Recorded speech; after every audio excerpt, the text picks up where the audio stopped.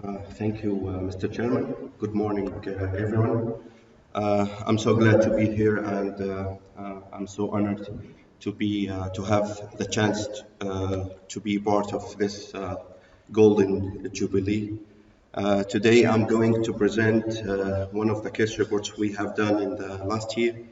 It's a case report of exceptionally huge carotid space schwannoma arising from the cervical sympathetic chain. I'm presenting this as one of the authors.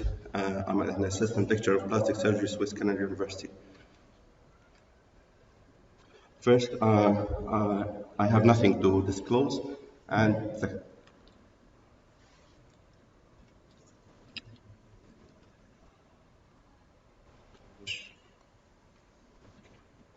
informed consent was obtained from the patient for presenting his case and images.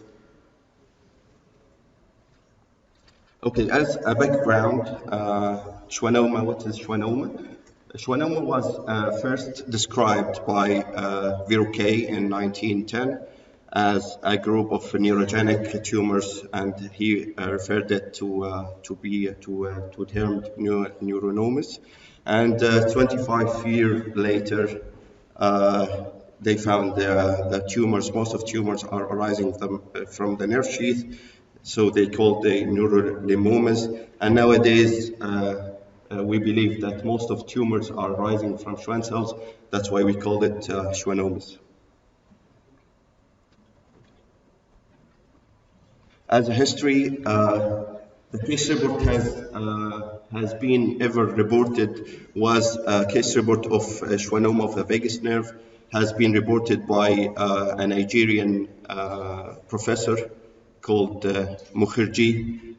He has reported a 50-year-old teacher with schwannoma of the right vagus nerve. And here's another case report, but this time with a cervical sympathetic chain schwannoma, and they reported a small lesion measured about 24 millimeters in diameter. As we can see, is an axial contrast enhanced CT showing a right lesion in the right parapharyngeal space. And here's the MRI. This is a retrospective study from China, published on 2016 with John et al. And they concluded that schwannomas of the vagus nerve usually located below the hyoid bone, while the schwannoma of the sympathetic nerve more commonly arise from the suprahyoid compartment. And this is another review article published in the Royal College of Surgeons for diagnosis and management of schwannomas from the cervical vagus nerve. And as we can see, how to differentiate between the vagus nerve and sympathetic chain tumors. As you can see here,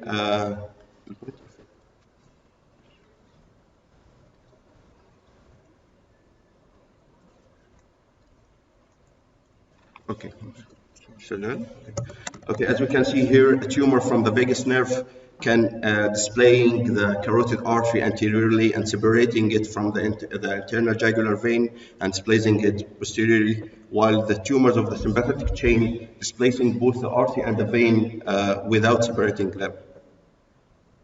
Okay, our case report, we reported a huge size schwannoma in a 20-year-old student presented with symptomless large carotid space, it measuring about 14 by 6.5 by 4 centimeters, and surgical excision through transcervical approach was done.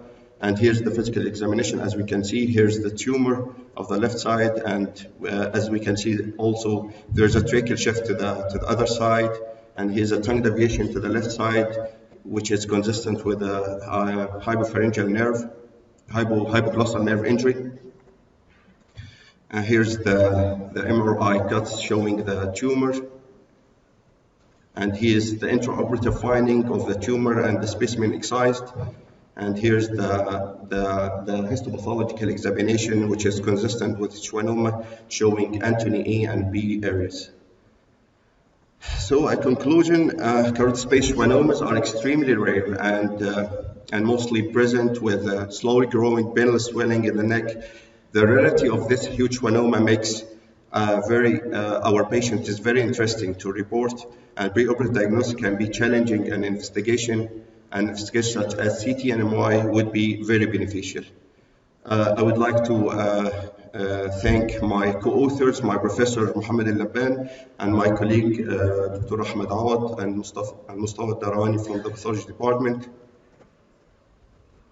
And here's my beloved city. I would like to invite you all to the upcoming event, our conference in next June. And thank you.